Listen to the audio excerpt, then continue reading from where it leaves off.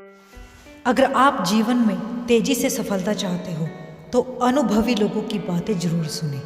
इससे आपकी आधी समस्या हल हो जाएगी। इस मामले में आचार्य चाणक्य की कही तमाम बातें आपके लिए मददगार हो सकती हैं।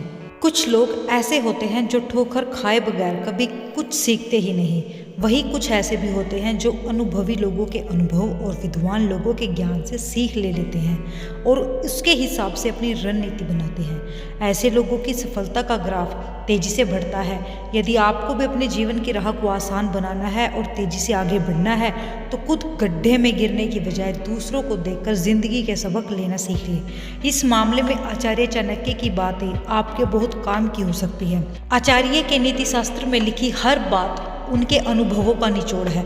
यदि आप उन बातों का महत्व समझ गए तो जीवन में किसी भी हालात का सामना बहुत आसानी से कर सकते हैं, साथ ही अपने जीवन को भी आसान बना सकते हैं। जानिए आचार्य की कही वो बातें जो आपको जीवन में तमाम हालातों का सामना करना सिखाती है। आचार्य चाणक्य द्वारा कही गई खास बातें। नंबर 1, जिस तरह एक बछड़ा हजारे गांवों के झुंड में अपनी माँ के पीछे चलता है, उसी तरह व्यक्ति के अच्छे और बुरे कर्म उसके पीछे चलते हैं। इसीलिए हमेशा वो कार्य करे जिसमें सबका भला हो।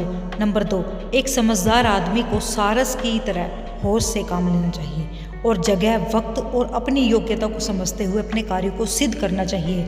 नंबर 3, जो मेहनती है वो कभी गरीब नहीं हो सकता और जो हमेशा भगवान को याद करते हैं उनसे कोई पाप नहीं हो सकता, क्योंकि दिमाग से जागा हुआ व्यक्ति हमेशा निडर होता है।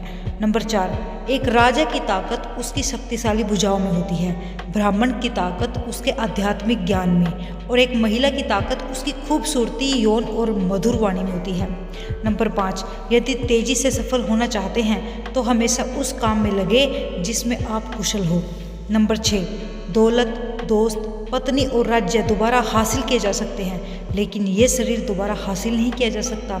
इसीलिए जितना संभव हो इसका सदुपयोग कीजिए। नंबर 7, जिस आदमी से हमें काम लेना है उससे हमें वही बात करनी चाहिए जो उसे अच्छी लगे, ठीक वैसी ही जैसे एक शिकारी हिरण का शिकार करने से पहले मधुर आवाज में गाता है।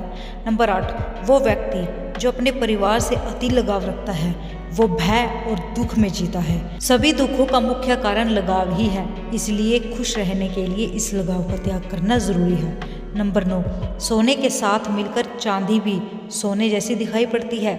इसका सीधा सा मतलब है कि सत्संग का प्रभाव मनुष्य पर अवश्य पड़ता है।